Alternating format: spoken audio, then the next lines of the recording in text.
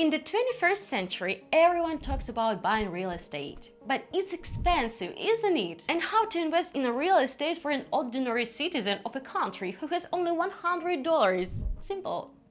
Let's get started. And the last message for today is investing in ETFs. Imagine you have 10 different apartments and you want to invest in each of them, but your budget is limited. In this situation, you might consider buying an ETF that combines all 10 of these properties. This will allow you to spread your investment across multiple properties, even with limited funds. This will help you diversify your portfolio. Real estate remains one of the most sought after and profitable investment options, attracting many people.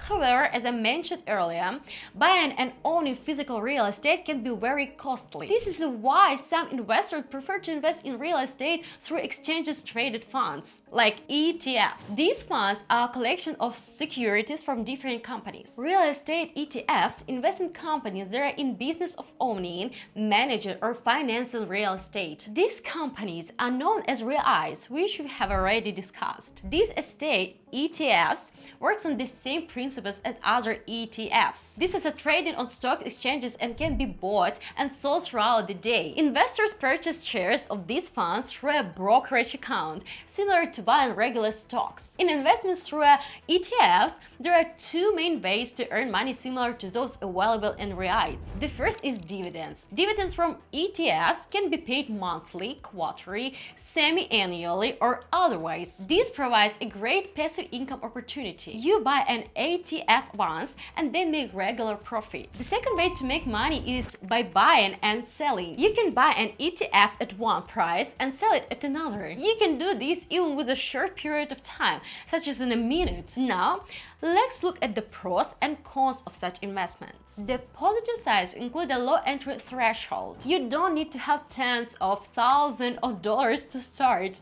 A small amount is enough. Secondly, ETFs allow you to create a stable passive income, which is especially convenient for long-term investments. Third, you can sell your shares at any time, which is useful in case unexpected circumstances and the need for emergency funds. The second option of real estate investment without much capital is crowdfunding. This method is similar to REITs, but there are still some differences. Real estate crowdfunding can be compared to participating in a book club, but instead of discussing books, you combine your funds with other people to invest in real estate properties. This approach allows you to start with a smaller amount than you would normally need to buy real estate on your own. By investing your money in a common fund through an online platform, you own a share in an investment property. These platforms take care of the investment management, freeing you from worries associated with property management. Your profits will depend on how well the property performs. So,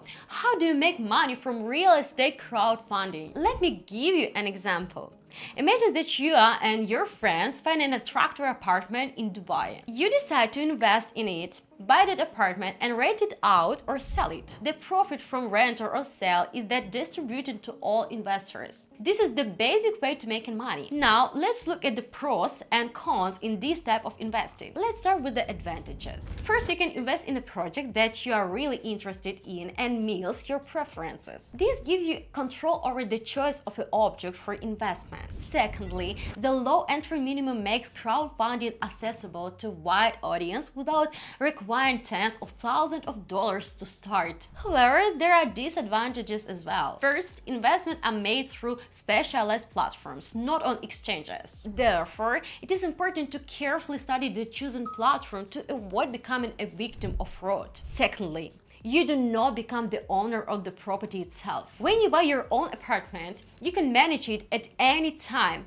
come there and do whatever you want. In the case of crowdfunding, you only invest in the project without having full freedom to manage the property. Give us a like and subscribe, and I'll see you in the next video.